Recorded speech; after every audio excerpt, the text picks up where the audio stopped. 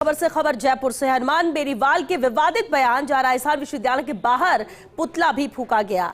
RU के पूर्व छात्र संघ महासचिव अमित शर्मा की अगुवाई में यह प्रदर्शन हुआ। बीजेपी के युवा कार्यकर्ताओं ने हनुमान बेनीवाल का पुतला जलाया। सीएम भजनलाल शर्मा के पक्ष में की जमकर नारेबाजी। हनुमान बेनीवाल के खिलाफ यहां पर नारे लगाए गए।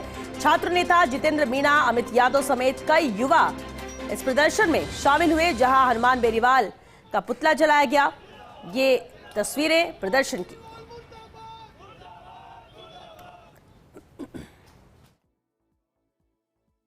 एक राजस्थान सरकार के यशस्वी मुख्यमंत्री भजनलाल जी के नेतृत्व में जो राजस्थान में एक किसान का बेटा मुख्यमंत्री बना है, वो लोगों को पच नहीं पा रहा है। हनुमान बेनीवाल नागौर सांसद इतनी गंदी भाषा से उनके खिलाफ, सभी नेताओं के खिलाफ, चाहे सीएम साहब हो, उप मुख्यमंत्री जी हो, मंत्री हो, सबके खिलाफ जिस प्रकार की भाषा का उपयोग करते हैं, मैं उनको दिवालिया पागल घोषित करता हूं और उनको किसी मनोचिकित्सक की सलाह लेकर अपना इलाज करवाना चाहिए। और जो शब्द वो इस्तेमाल करते हैं वो निंदनीय है। आज जयपुर का, राजस्थान का युवा हर जगह उनका आते हुए विरोध की शुरुआत है। लगातार पूरे राजस्थान में विरोध होगा उनका।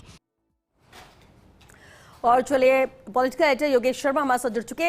योगेश जी, जिस तरह से हनुमान बेनीवाल ने विवादित बयान दिया मुख्यमंत्री पर, उसे लेकर ये आक्रोश है, ये विरोध प्रदर्शन देखने को मिला। पूरी जानकारी इस पर चाहेंगे, क्योंकि ये कार्यकर्ता आक्रोशित है जिस तरह से शब्दों का प्रयोग किया है हनुमान बेनीवाल ने।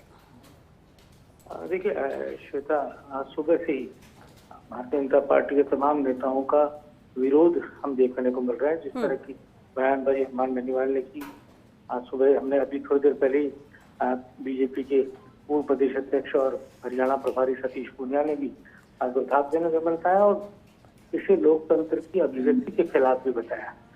बीजेपी युवा मोर्चा के अध्यक्ष शंकर गौड़ा ने भी टिप्पणी की हनुमान बेनीवाल के खिलाफ। बीजेपी के कई मंत्रियों ने भी टिप्पणी की है। भारतीय जनता पार्टी के पूर्व प्रदेश अध्यक्ष ने कल रात को ही प्रेस कॉन्फ्रेंस करके हनुमान बेनीवाल की टिप्पणियों का विरोध किया था। और अभी जो युवाओं का आक्रोश देख रहे हैं, जो गुस्सा देख रहे हैं, बीजेपी युवा मोर्चा या बीजेपी जयपुर देहात के जो कार्यकर्ता है अमित शर्मा की अगुवाई में जो प्रदर्शन किया गया है, खास बात इस पूरे प्रकरण को लेकर यही है कि हनुमान बेनीवाल ने जो बयानबाजी की, वो बयानबाजी राजनीतिक तौर पर किसी के साथ किसी की अदावत हो सकती है। किन्हीं मुद्दों पर प्रतिरोध भी हो सकता है, विरोध भी हो सकता है, लेकिन जो हमारी राजस्थान की जो मर्यादित शैली रही है, राजस्थान की राजनीति का आचरण रहा है, जो शोभा रही है, उसको बरकरार रखने का दायित्व जनप्रतिनिधि का होता है। नागौर सांसद, क्योंकि इतने बड़े दायित्व पर है, वो सांसद भी है और साथ ही एक बड़े क्षेत्र का प्रतिनिधित्व करते हैं।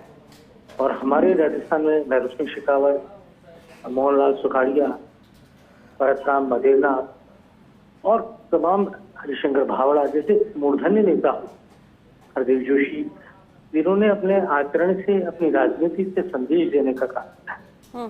बीते 30 सालों में भी हमने देखा, चाहे अशोक गहलोत मुख्यमंत्री रहे हो, चाहे वसुंधरा राजे मुख्यमंत्री रही हो, उन्होंने भी अपने आचरण, अपने व्यक्तित्व से एक संदेश देने का प्रयास किया और जो राजस्थान की राजनीति की शुचिता है उसको बरकरार रखने का प्रयास किया, उसको बनाने का प्रयास किया। तो जिस तरह की भाषा का प्रयोग यहाँ पर किया गया है आरएलपी प्रमुख द्वारा, उसको लेकर आपत्ति यहाँ बीजेपी कार्यकर्ताओं की, और न केवल बीजेपी कार्यकर्ताओं की बल्कि अगर हम विपक्षी दल, जो मोटे तौर पर हमारे यहाँ कांग्रेस प्रमुख विपक्षी दल है, अगर हम उनकी भी कार्यकर्ताओं की बात करें तो कोई भी उचित इसलिए नहीं कह रहा था, क्योंकि एक मर्यादा जो है राजनीति की, वो जब भंग होती है तो उसको लेकर। और हनुमान बेनीवाल तो खुद बहुत ही एक तरह से उनकी इमेज एक जननेता की भी है, उनकी इमेज एक युवाओं के बीच में एक उभरते हुए नेता की भी है। वो खुद सांसद भी रह गए, विधायक भी रह गए और खुद आरयू छात्र संघ के अध्यक्ष भी रहे।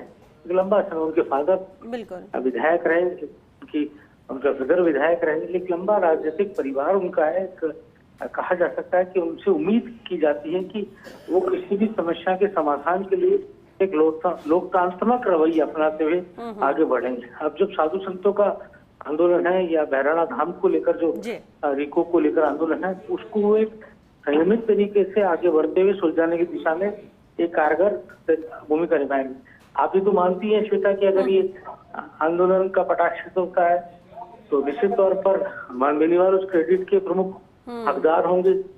तो वो भावना होनी चाहिए। एक जो मर्यादित जो भाषा है उसका एक खास तौर से यहाँ पर एक हवाला उनकी ओर से होना चाहिए था, और जो नहीं हो पाया है किन्हीं कारणों से, क्या उस वक्त की तात्कालिक परिस्थितियां रही हो, लेकिन इसको लेकर न केवल राजनीतिक दलों के कार्यकर्ताओं के बीच में बल्कि आमजन भी सोचने पर मजबूर होता है कि आखिर क्यों राजनेता इस तरह की भाषा बोल रहे हैं और क्यों बोलने पर मजबूर हो रहे हैं। आखिर उनको जनप्रतिनिधि तो है वो, लेकिन जनप्रतिनिधि के नाते उनके दायित्व और ज्यादा बढ़ जाते हैं, उनकी भूमिका और बढ़ जाती है, क्योंकि वो एक बड़े भूभाग के जनप्रतिनिधि है, वहाँ के वो सांसद हैं या विधायक हैं, लेकिन वो अपने आचरण के जरिए एक संदेश देने का काम करें, एक कहा जा सकता है एक अपनी शैली के जरिए संदेश देने का काम करें। अब जिस तरह की भाषा हुई है उसका कोई भी समर्थन नहीं करेगा आज के दौर में, और बीजेपी का कार्यकर्ता, क्योंकि उनकी पार्टी के नेता, उनकी पार्टी के लोकप्रिय नेता और मुख्यमंत्री के पद पर हैं, तो ऐसे में अगर उनके खिलाफ कोई भी हमारे एक्टिविटी होगी तो उसका विरोध होगा, और वही हमें आज विरोध के तौर पर देखने को मिला है। बिल्कुल बीजेपी बिल्कुल योगेश, और ये विडंबना ही है कि राजनेता इसे समझते नहीं है कि शब्दों की भी गरिमा होती है, शुचिता बरकरार रखना होता है, लेकिन इस तरह के बयान जरूर उन पर पानी फेरते नजर आते हैं, और इसके बाद का ये प्रदर्शन भी लाजमी है। बहुत शुक्रिया योगेश जी इस पूरी बातचीत के लिए।